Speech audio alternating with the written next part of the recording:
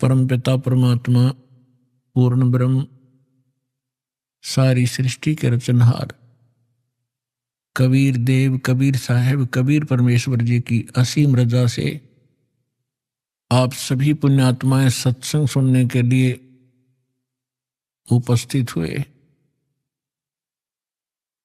धन्य है आपके माता पिता जिनसे जन्म हुआ।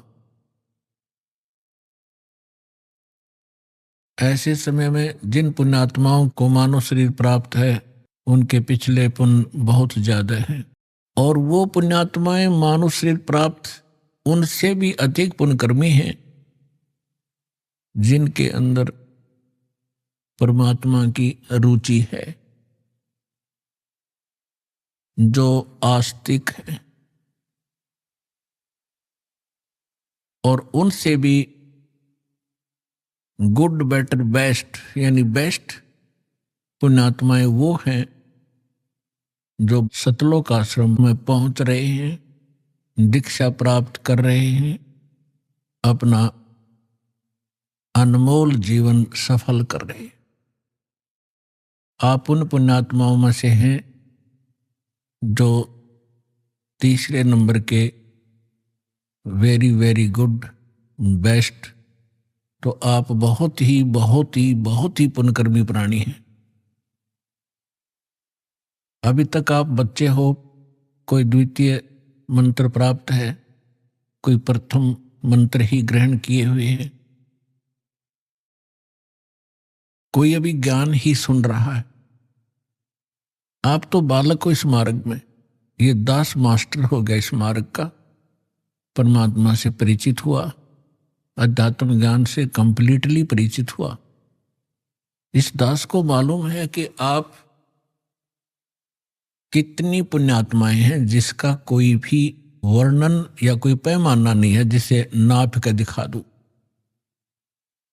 लेकिन अर्ज है इस दास की परमात्मा की इस रजा को आजीवन बनाए रखना। राम नाम रटते रहो जब तक घट में प्राणी, कभू तो दीन दयाल के है भनक पड़ेगी कौन।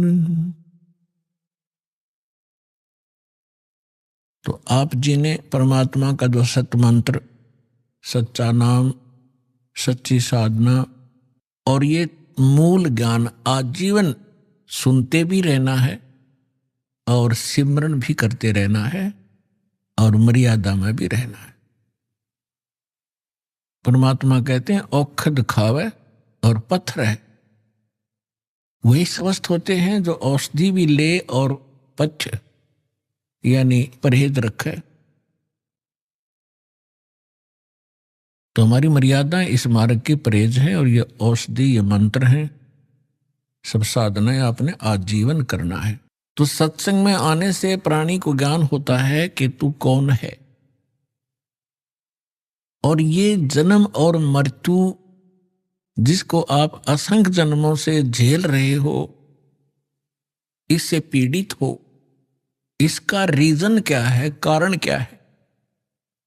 जन्म होने से पहले का आपको ज्ञान नहीं, कहां थे, और ये थोड़ा सा जीवन है, इसका कोई पूरा ये भी नहीं है कि इतना फिक्स्ड है। हम अप्रोक्सीमेटली के 100 वर्ष तक वर्तमान में कलयुग में मनुष्य जीवित रह सकता है, 2-4 वर्ष आगे और पीछे, ये कोई बात नहीं हुई। यदि हम 80-90 वर्ष भी जीवित रहे और मृत्यु फिर भी हो गई,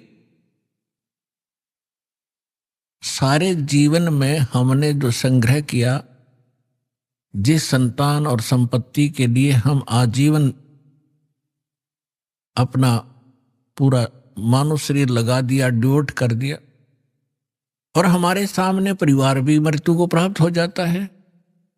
हमारे सामने जो संपत्ति हमारे पास हमने सारा जीवन एकत्रित की, वो नष्ट हो जाती है। जैसे सन 2001 के अंदर 26 जनवरी भूकंप आया गुजरात के अंदर, जिन मकानों को, जिस प्रॉपर्टी को बनाते बनाते 2-2 3-3 पीढ़ियां लग गई, अंत में उन्हीं के नीचे दबकर मर गए, मृत्यु को प्राप्त हो गए, परिवार नष्ट हुए। What is this? ये क्या है? हम सोच भी लेते हैं, लेकिन हम इतने अभ्यस्त हो गए कि वो मर गए, दुख है, खेद है, बहुत बुरा हुआ, शेष बचे हैं अपना उसी स्पीड से वही कर्म, वही क्रियाएं कर रहे हैं जो वो कर रहे थे। आप में क्या परिवर्तन आया? नहीं आ सकता, क्योंकि हम काल के खिलौने हैं, उसी के रिमोट से हम चल रहे थे। अब जब आप सतलोक आश्रम आ जाओगे, फिर आपका रिमोट कबीर परमेश्वर जी के हाथ में आ जाएगा।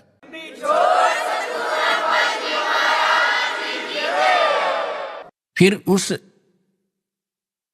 शरारती शक्ति काल की कुछ नहीं चलेगी यदि आप मर्यादा में रहोगे। परमात्मा कहते हैं, जब लग हंसा हमरी आना और काल लगे दी तेरा बाना। बाना माने बाण, तीर। तेरा अचानक, कहते पग पग पर ये तक तक मारे, काल अचानक बाणा। पग पग पर, तक तक के अचानक बाण तीर मार देता है, किसी को दुर्घटना से, किसी को किसी रोग से, किसी को हार्ट अटैक से, कहीं भूकंप से।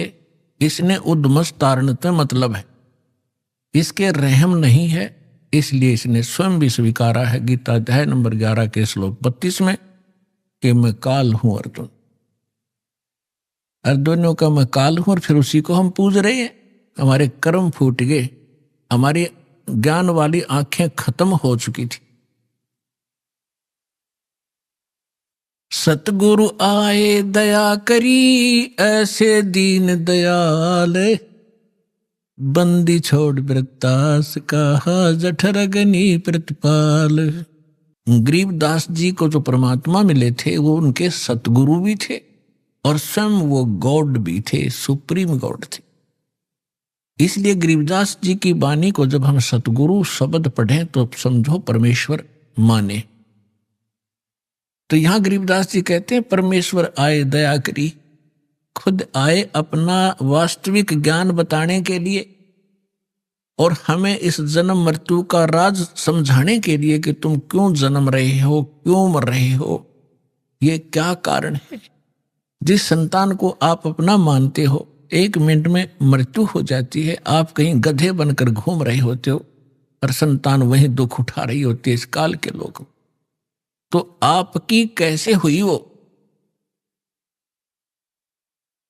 जिस संपत्ति को अपना मानते हो, अरबों खरबों रुपए आपके पास हो गए, बैंक बैलेंस बना लिए, कोठी बना दी, 3 प्लाट ले लिए 20, और आप जी की मृत्यु होगी, आप बन रहे हो कुत्ते, तो शर्मा मार ले उस 20 प्लाटों को, धर ले सिर पे, क्या फायदा हुआ इसका। तो परमात्मा ने आके हमें जगाया है कि झूठे सुख को सुख कहे, ये मान रहा मन मोद, ये सकल चबीना काल का, भाई कुछ मुख में कुछ गोद।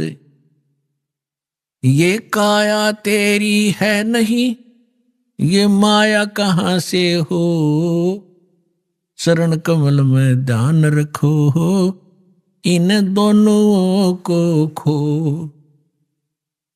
जब ये बॉडी तेरी नहीं है, इसको भी छोड़ के त्याग के जाएगा, तो ए भले आदमी, इस संपत्ति को तू अपनी कैसे मान बैठा, ये बुद्धि कहां से लाया तू।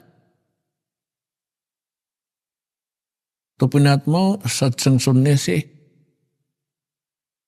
आत्मा में एक प्रबल शक्ति आती है, एक जागृति आती है, इसको एक विशेष प्रेरणा होती है कि सचमुच ये क्या कर रहे हैं हम। ठीक है, कुछ हमारी मजबूरियां हैं क्योंकि हम विवश हैं।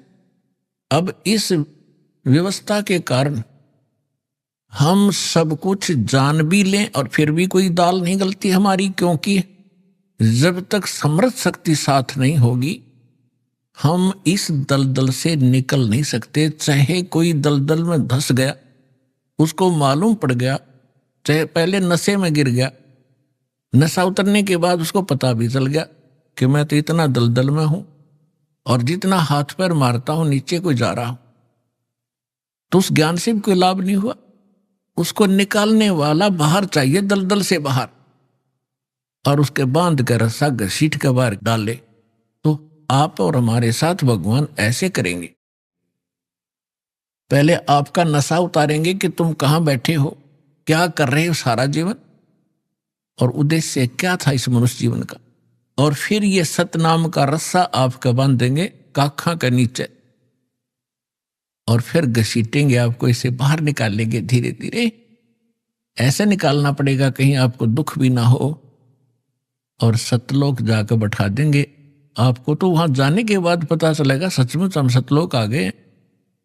ऐसी दया बख्शेंगे आपके ऊपर यदि आप ऐसे भक्ति करते रहे।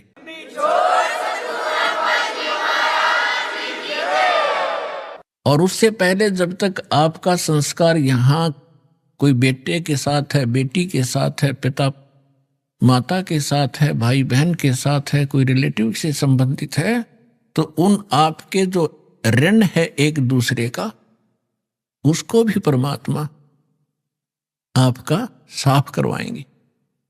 इसी जन्म में ऐसे तरीके से आपको यहां से ऋण मुक्त कराएंगे, आपके संस्कार खत्म किए जाएंगे, ताकि आपका फिर पुनर्जन्म यहां ना हो।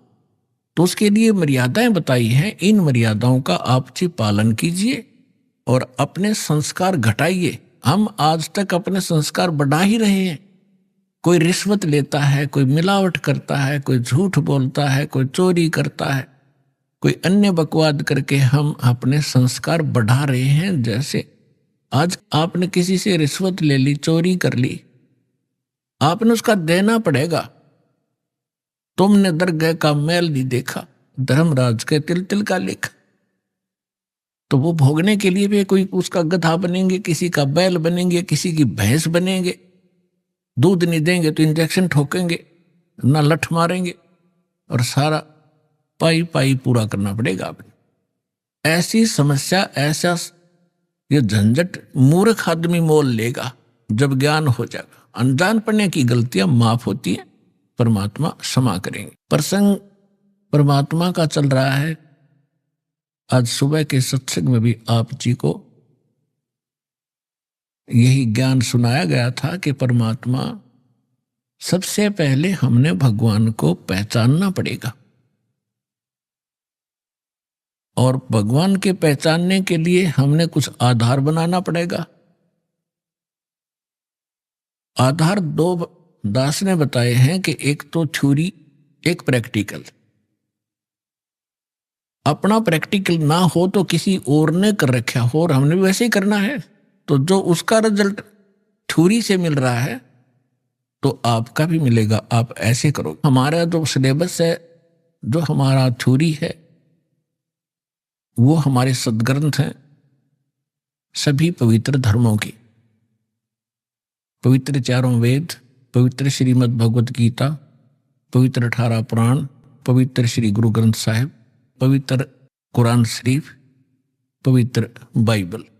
पवित्र बाइबल जो है 3 पुस्तकों का संग्रह है, 3 पुस्तकों, जबूर, इंजिल, तौरात, कुरान इनसे अलग है। तो ये पवित्र जो सदग्रंथ हैं, ये हमारा आधार है भगवान को पहचानने और जानने का। तो इसी के आधार से और इससे हटकर जो विशेष ज्ञान है, जो स्वयं परमात्मा के द्वारा दिया गया है, प्रभु दत्त है, वो है सच्चिदानंद घनब्रह्म की वाणी, यानी कबीर वाणी, कबीर शब्दावली, कबीर सागर, कबीर बीजक, कबीर दोहावली, और उसके साथ साथ उन महापुरुषों के एफिडेविट रूप अमर वाणी, जिनको परमात्मा मिले, जिन्होंने अपना प्रैक्टिकल उसमें लिखा, अनुभव लिखा है। आदरणीय धर्मदास साहिब जी, आदरणीय मुलुकदास साहिब जी, आदरणीय नानक साहिब जी, आदरणीय दादू साहिब जी, आदरणीय गरीबदास साहिब जी, गांव छुरानी, जिला जज्जर, हरियाणा वाले, आदरणीय गीसा दास साहिब जी, गांव खेखड़ा, जिला बागपत, उत्तर प्रदेश वाले। इन महापुरुषों के अमर ग्रंथ हमारे पास विद्यमान हैं। इनकी अमर वाणी जो एफिडेविट रूप में है कि हमने भगवान देखा, भगवान ऐसा है, उसका ये नाम है, और वो यहां भी आता है और सतलोक में भी वही कंट्रोल करता है। तो उसके बाद हम आगे बढ़ेंगे, तभी हम भक्ति में सफल हो पाएंगे। तो पुण्यात्माओं, आज से 600 वर्ष पहले परमेश्वर आए थे और परमात्मा चारों युग में आते। चारों युग में संत पुकारे, कूक कहा हम हेल रे, हीरे माणिक मोती बरसे, ये जग चुगता डेल रे। चारों युग में परमात्मा कहते मैं आया, और जैसा कि वेदों में विधान आपको बताया कि परमात्मा सतलोक में रहता है, वहां से गति करके आता, शरीर आता है, और यहाँ अच्छी आत्माओं को मिलता है, उनको तत्व ज्ञान से परिचित कराता है। कवि की तरह आचरण करता हुआ परमात्मा घूमता रहता है, अपने यथार्थ ज्ञान को लोकोक्तियों के माध्यम से, दोहावलियों के माध्यम से, साखियों के माध्यम से, चौपाइयों के माध्यम से वर्णन करता है, जिस कारण से वो एक प्रसिद्ध कवि भी कहलाते हैं। ये हमारे सदग्रंथ वेद बताते। तो उसी लीला अनुसार परमात्मा अपने जैसी लीला, उसके गुण हैं, वो गुण विद्यमान ही हैं, वो करते ही करते हैं। तो बर्फ जो होती है, आइस, ये चाहे सर्दी में कहीं रखी हो चाहे गर्मी में, उसका स्वभाव वैसा ही होगा। उसके गुण हैं, ऐसे परमात्मा के गुण हैं, और वो वेदों में अंकित है। उसी के आधार से दास आपको बता रहा है। इसी आधार से परमात्मा खुद भी बता रहे हैं, चारों युग में संत पुकारे, कूक कहो हम हेल रे, हीरे माणिक मोती बरसे, ये जग चुगता डेल रे। सतयुग में सत सुकृत कह टेरा, त्रेता नाम मुनींदर मेरा, द्वापर में करुणा में कहाया, कलयुग नाम कबीर दराया। मात पिता मेरे कछु नाही, ना मेरे घर दासी, जुल्हे का सुत आने कहाया, ये जगत करे मेरी हांसी। परमपिता परमात्मा ने बताया है कि मैं चारों युगों में आता हूं, अपना यथार्थ ज्ञान करवाता हूं, लेकिन जिस समय आप यहां सतलोक से बिछुड़कर मेरे से आए, उसी दिन से आप बहुत दुखी होने लगे, और काल भगवान ने आपके ऊपर त्रिगुणमयी माया का इतना प्रभाव कर दिया, आप भूल गए अपने मूल स्थान को। आप इसी रंग में रंग गए, इसी प्रोसेस को, जन्म और मृत्यु को, गधे कुत्ते बनने को आपने अंतिम मान लिया, क्योंकि आपके पास कोई विकल्प नहीं रहा, आपके पास कोई दूसरा ज्ञान नहीं था। ये अज्ञान आपके हृदय में ठोक ठोक कर भरवा दिया काल भगवान ने। जिस समय आप यहां सतलोक से बिछुड़कर मेरे से आए, उसी दिन से आप बहुत दुखी होने लगे, और काल भगवान ने आपके ऊपर त्रिगुणमयी माया का इतना प्रभाव कर दिया, आप भूल गए अपने मूल स्थान को। आप इसी रंग में रंग गए, इसी प्रोसेस को, जन्म और मृत्यु को, गधे कुत्ते बनने को आपने अंतिम मान लिया, क्योंकि आपके पास कोई विकल्प नहीं रहा, आपके पास कोई दूसरा ज्ञान नहीं था। ये अज्ञान आपके हृदय में ठोक ठोक कर भरवा दिया काल भगवान ने। अपने आत्माओं, अब 3 युगों के अंदर जीव पार कम होते हैं, और चौथा युग जो कलयुग आता है, और उस कलयुग का भी ये प्राइम टाइम है। इसको बिचली पीढ़ी कहा है परमेश्वर ने। परमात्मा ने कलयुग को 3 चरणों में बांटा है। प्रथम चरण वो है जो परमेश्वर स्वयं आए थे, और ये पिछली पीढ़ी है, इसको दूसरा चरण है। और अंतिम जो लास्ट चरण है कलयुग का, तो इन तीनों को बांटा है परमात्मा ने, क्योंकि प्रथम चरण के अंदर ये जीव घने दुखी नहीं होते।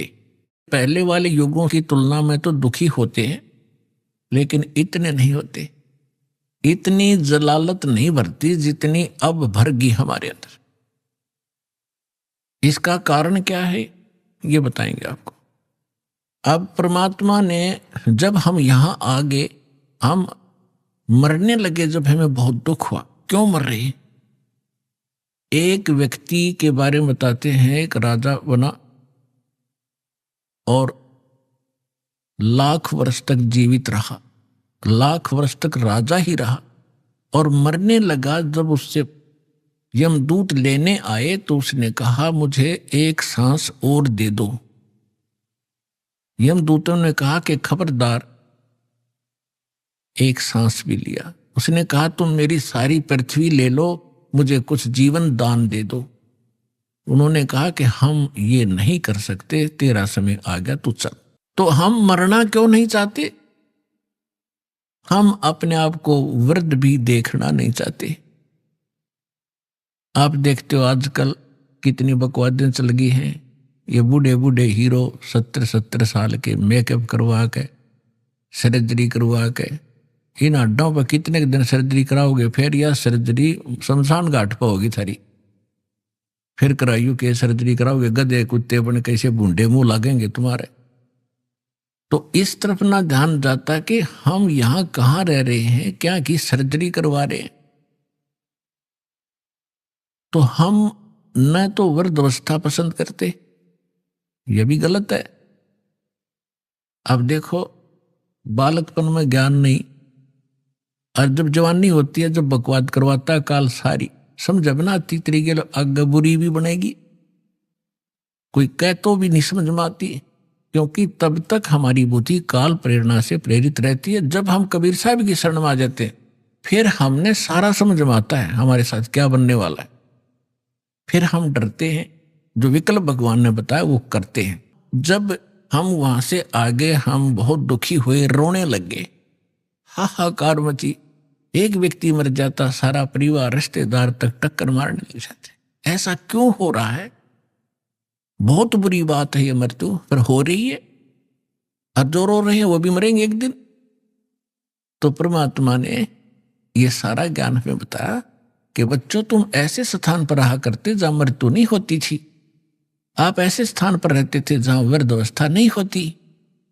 तो वहां ये नाड़ी वाला तंत्र से बना हुआ बॉडी नहीं है, आपका एक तत्व से, नूरी तत्व से बनेगा, और उसके अंदर सब ऑटोमेटिक सिस्टम होगा।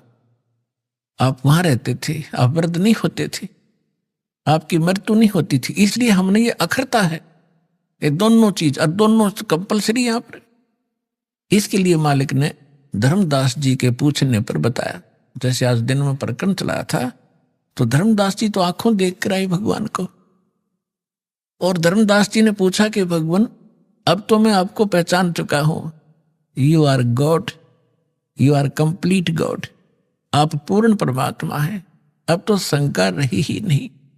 तो भगवान, ये वेद और कतेब तो झूठे हैं, ये वेद भी झूठे, पुराण भी झूठी, गीता भी झूठी, और ये सब कुरान भी झूठी, बाइबल भी झूठा है। क्योंकि उन सब के अंदर, जैसा हमारे गुरुओं ने बताया, उन्होंने बताया कि ब्रह्मा विष्णु महेश परमात्मा है, कंप्लीट गॉड है, ये अजन्मा है, इनकी जन्म मृत्यु नहीं होती।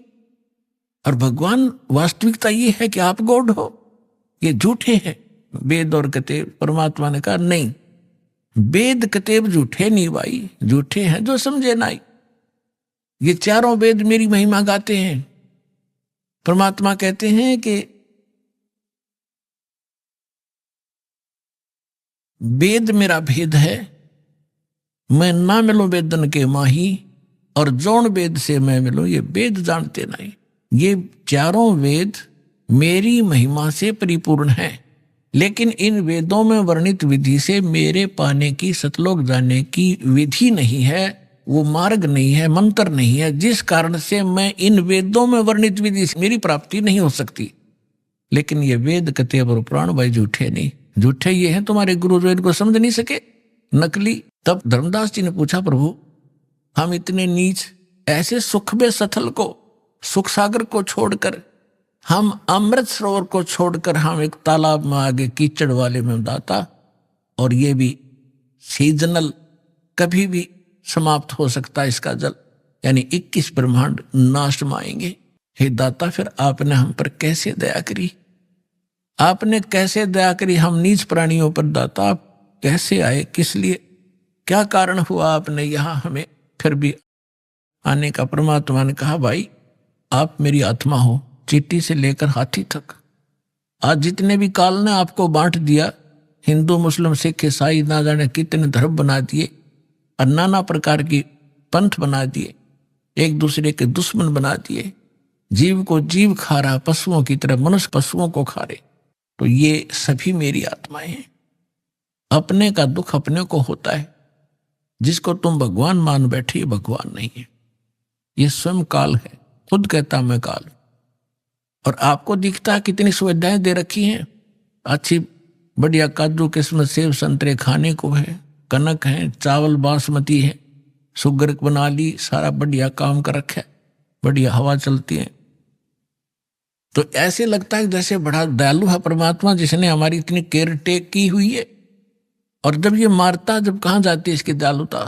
परमेश्वर ने कहा तुम कसाई के लोक में रह रहे हो, ये कसाई है। परमात्मा ने इसको काल कसाई कहा है। काल कसाई हसत है सर्वलोक को खाए, और अंकुश निर्गुण नाम का सतगुरु दर पकड़ा जाए।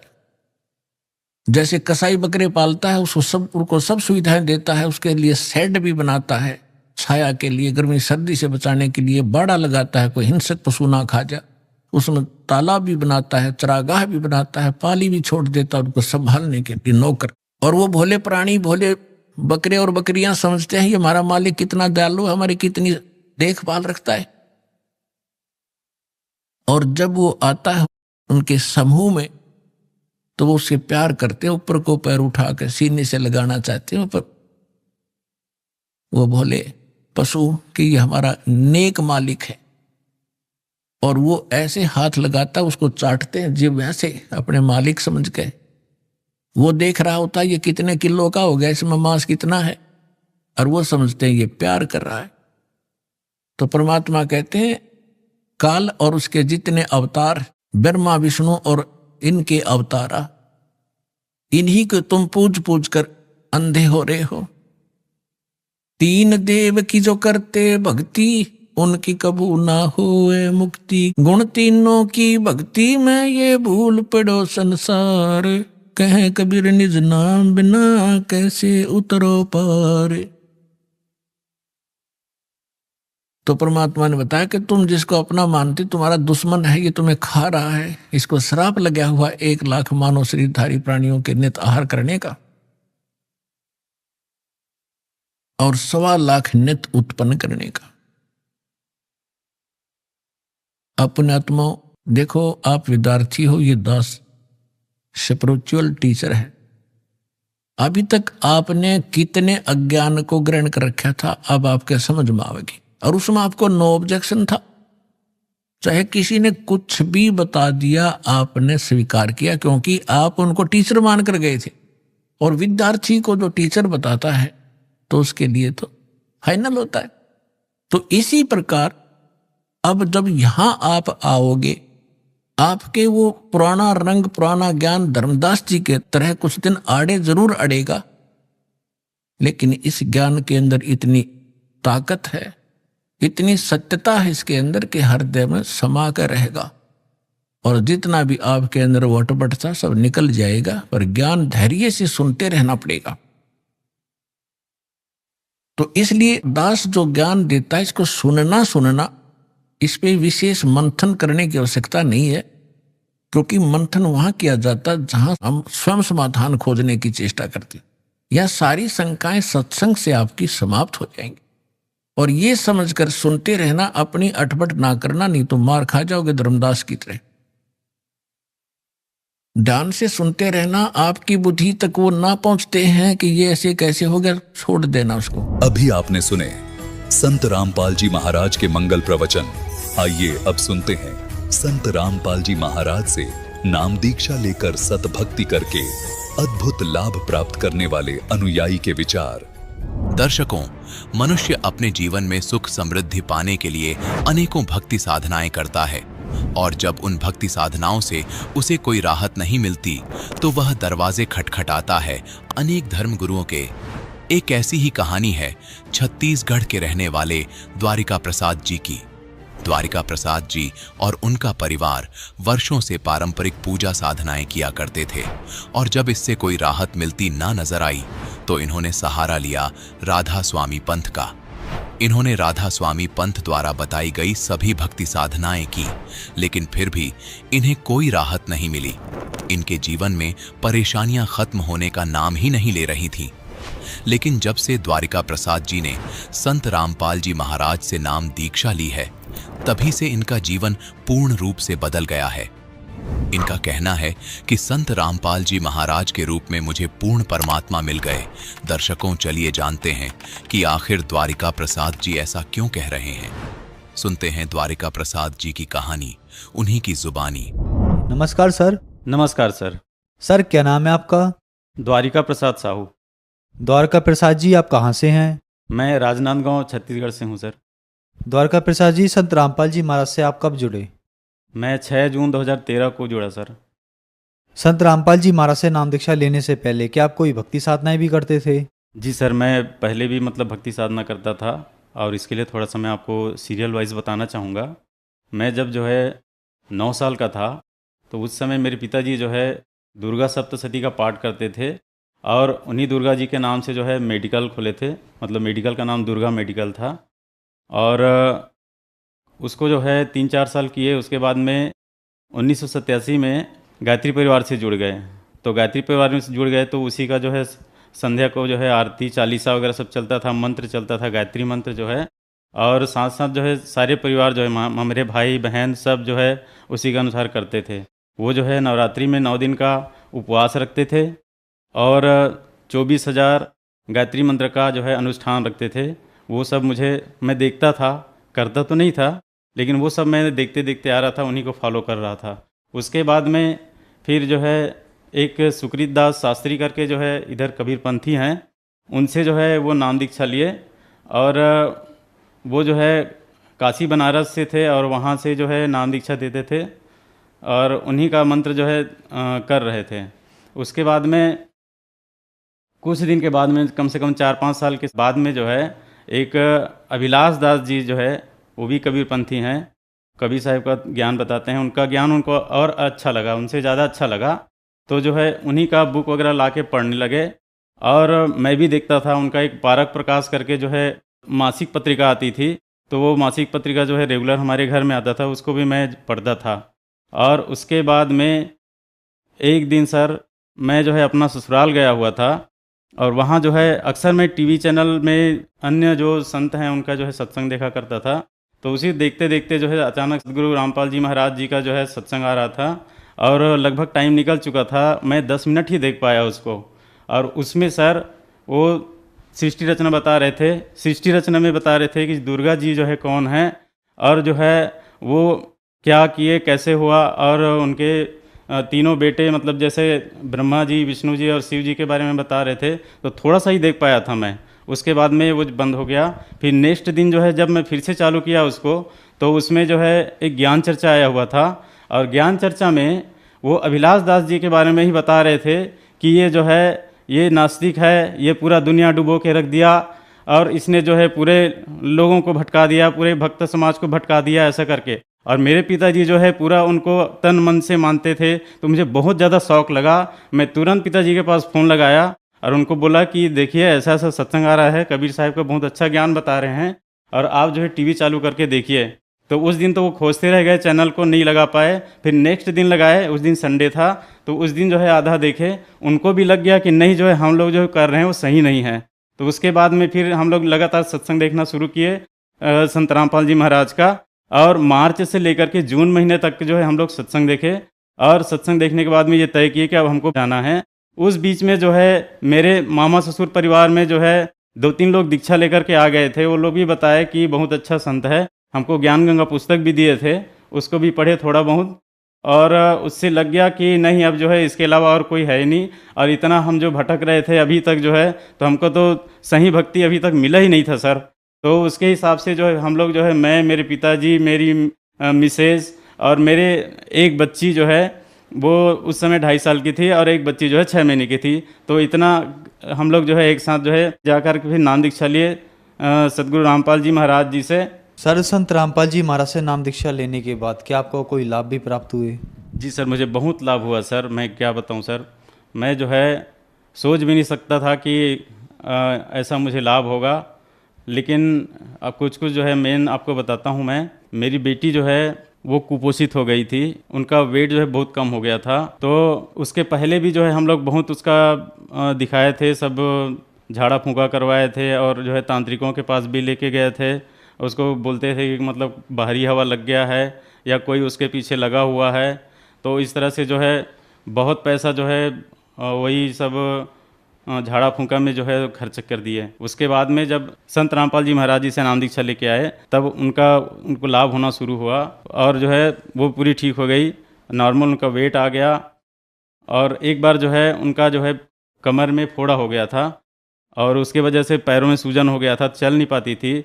तो हमने अरदास लगाया संत रामपाल जी के महाराज के पास, और अरदास लगाने के बाद में अगले ही दिन जो है, जो उठ नहीं सकती थी बिस्तर से, वो खुद चल के आई सर हमारे पास में, मेरी बच्ची जो है।